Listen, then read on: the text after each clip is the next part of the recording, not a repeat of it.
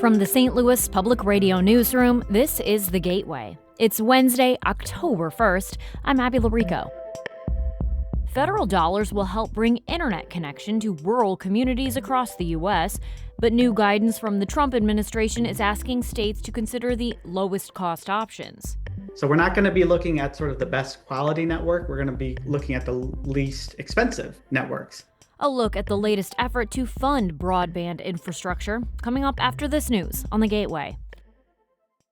Governor Mike Kehoe is dispatching the Missouri National Guard to help President Trump's immigration efforts. Kehoe announced Tuesday that members of the Guard will assist with administrative, clerical, and logistical duties at the state's immigration and customs enforcement processing facilities. Republican State Representative Bill Hardwick of Pulaski County says this type of mission is different from what's happening in Los Angeles, where Trump nationalized the Guard to protect ICE facilities. I'm supportive. I think what the governor's doing is a good thing. I think it's a good opportunity for soldiers to get experience and to, do a good job. Kehoe says that members of the Guard will help ICE personnel, quote, focus on core enforcement and security functions. The mission is expected to last until September 2026. An Overland Elementary School in the Rittner School District held its annual Hispanic Heritage Festival last night. STLPR's Hiba Ahmed reports from a time of celebration at a school where 30% of the students speak Spanish at home. Iveland Elementary students are overjoyed at the eruption of a makeshift volcano set up at a table with the flag of El Salvador. It's one of the 7 countries on display that represent a student's background and highlight the school's diversity. The event comes amidst President Trump's crackdown on U.S. immigration, which has left some St. Louis immigrant communities on edge. Principal Amanda Connolly says the school will continue to celebrate its students. I just want to make sure that every student knows that they're safe here, that they're welcome here, that they belong here, and that no matter what is going on in the outside world, we love them and we want them here. I'm Hiba Ahmed, St. Louis Public Radio. A circuit judge has ordered St. Louis Sheriff Alfred Montgomery will have to immediately transport jail detainees to receive medical care. Judge Joan Moriarty said in her decision that the St. Louis jail has a limited amount of resources and staff to assist with medical transports. The Board of Aldermen passed and Mayor Kara Spencer signed legislation requiring the Sheriff's Department to transport detainees for medical care, but Montgomery sued the city, arguing the new law undercut state law. The question around the legality of the city's bill remains to be decided, but in the meantime, the judge's order requires the sheriff's office to continue transports at least until October 15th. The Missouri Future Caucus held its inaugural meeting Tuesday. As St. Louis Public Radio's Sarah Kellogg reports, the focus was disaster relief. The purpose of the caucus is to help standing committees with investigating complex issues that face the state. Representative Colin Wellenkamp chairs the caucus. He says Missouri has suffered from months of weather-related disasters, including the May tornado in St. Louis. We, as a state, onboarded over $2 billion in actual losses from March to today in a myriad of disasters: floods, tornadoes, intense heat, and drought. St. Louis Mayor Kara Spencer and Missouri State Emergency Management Agency's Jim Remlard were 2 of the people who testified on disaster response. Wellenkamp says the caucus will take the information they receive and will pass it along to House committees. In Jefferson City, I'm Sarah Kellogg, St. Louis Public Radio. Missouri Senator Josh Hawley has questions for the Federal Emergency Management Agency about the response to the May tornado. In a letter to FEMA's acting administrator this week, Hawley asked several questions, including how many FEMA workers were deployed to the area and if the agency has provided door-to-door services to residents. The Republican senator said people who live in the path of the deadly tornado deserve approved federal assistance in a timely manner. President Trump initially approved a major disaster declaration for the area back in June. Hawley gave FEMA leaders 1 week to respond to his questions. A community garden at the Eden Theological Seminary in Webster Groves has been dedicated to 74-year-old Patricia Pendleton, who died in the May tornado. St. Louis Public Radio's Lucretia Wimbley has more from the celebration of her legacy at the garden. Come on, everybody stand on your feet right now. Here we go. The seminary's community garden is now named the Pat Pendleton Garden, or Pat's Place. Pendleton's husband Harry and other family and friends smile and sing a gospel song by Fred Hammond to celebrate. Alexis Pendleton Denard is Pendleton's daughter. She believed in God's bounty and for it to be shared. And this garden feels just like that. A place that will forever keep blooming, keep nourishing, and keep giving. Pendleton spent the last 7 years volunteering at the garden, helping to provide fresh vegetables to people on the north side of St. Louis. I'm Lucretia Wembley, St. Louis Public Radio. The St. Louis Development Corporation is getting audited.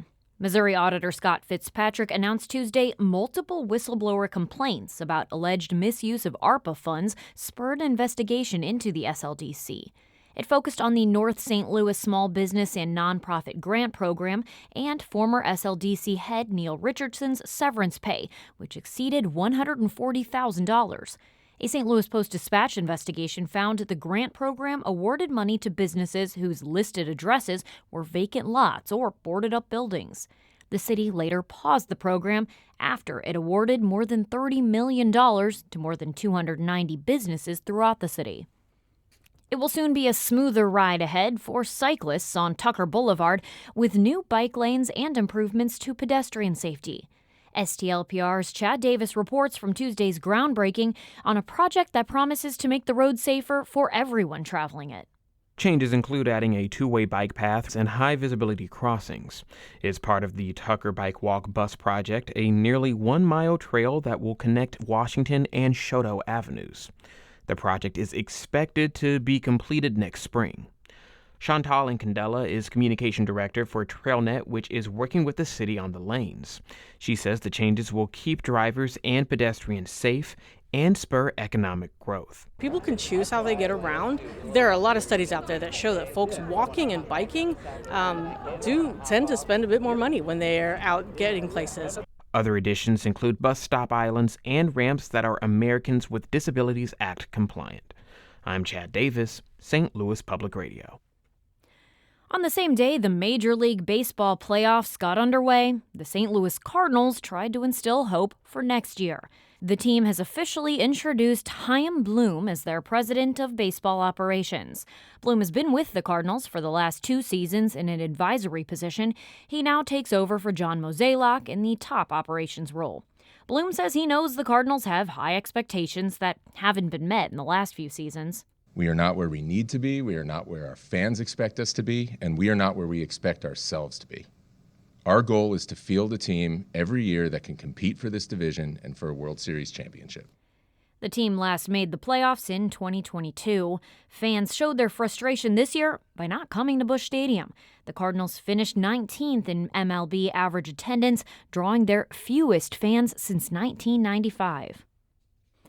A beloved sandwich shop reopened. A simple concept failed to catch on, and changes are coming to a Forest Park institution. Those are some of the headlines on the local dining scene for September. Mom's Deli reopened to much fanfare in a new St. Louis Hills storefront after quietly closing earlier this year. Across the metro, it was a month of good news for breakfast and coffee lovers, with new spots opening in St. Louis, Kirkwood, Clayton, Alton, and Ellisville. Hot Pizza Cold Beer, a concept from the creators of High Point and Sugar Fire, shut its doors downtown after less than 2 years. Hanger Kitchen and Bar and Rock Hill also closed. The restaurant at the Boathouse at Forest Park is shut down too, but that one is temporary while the space undergoes a year-long renovation. You can find more of our coverage of restaurant happenings from the past month at stlpr.org.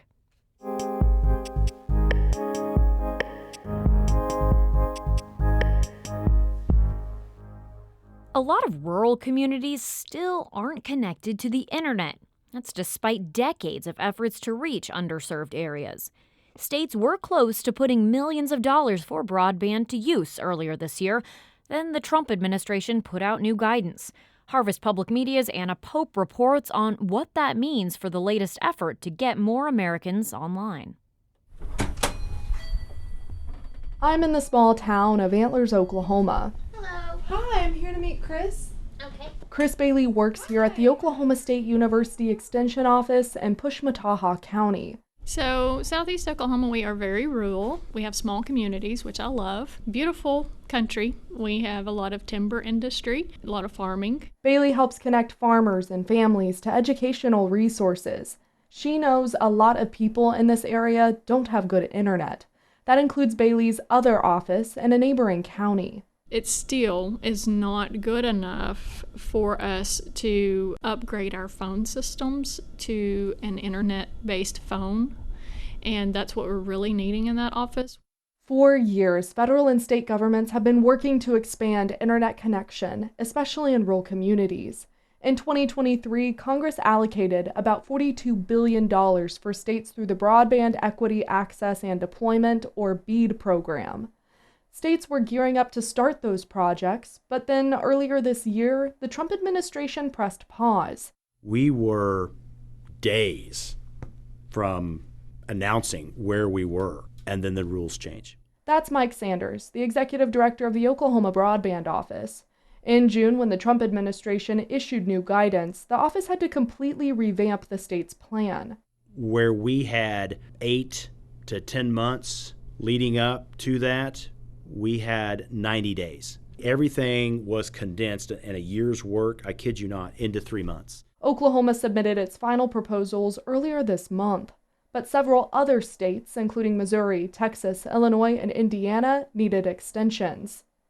In the new proposals, the Trump administration asked states to consider more types of technology and the lowest cost options.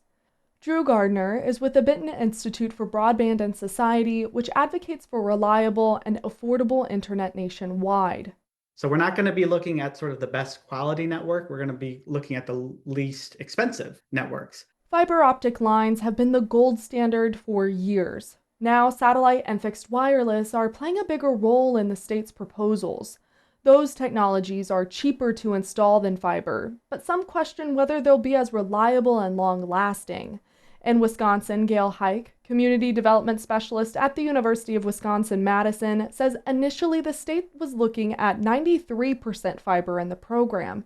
Now it's dropped to 73%. We're hearing from communities that are concerned as what's that going to mean for sustainability? What's that going to mean as far as in some topography areas? Satellite and fixed wireless beam service over radio waves, which can get blocked by trees, mountains, or a bad storm. Still, it's cheaper, meaning the whole BEAD program will cost less. But each state had an initial budget, and now it's unclear where leftover money will end up. Garner says it's up to the National Telecommunications Information Administration, or NTIA. They are being very cagey about what they're going to let states do with that money. By law, it is the state's money. We're just waiting for NTIA to say what they can do with it. In Oklahoma, Sanders says this federal money will help them connect broadband in the last, toughest to reach places. When it's all said and done, I believe Oklahoma will be very proud with the product that we have produced. However, there's a big however here, everything will now lie with NTIA. The agency will have the final word toward the end of the year. Sanders hopes to have shovels in the ground next spring. I'm Anna Pope, Harvest Public Media. Harvest Public Media is a collaboration of public media newsrooms in the Midwest and Great Plains, including St. Louis Public Radio. The Gateway is a production of St. Louis Public Radio, a listener-supported service of the University of Missouri-St. Louis. Music by Ryan McNeely of Adult Fur. I'm Abby Larico, and from the St. Louis Public Radio newsroom, this has been The Gateway.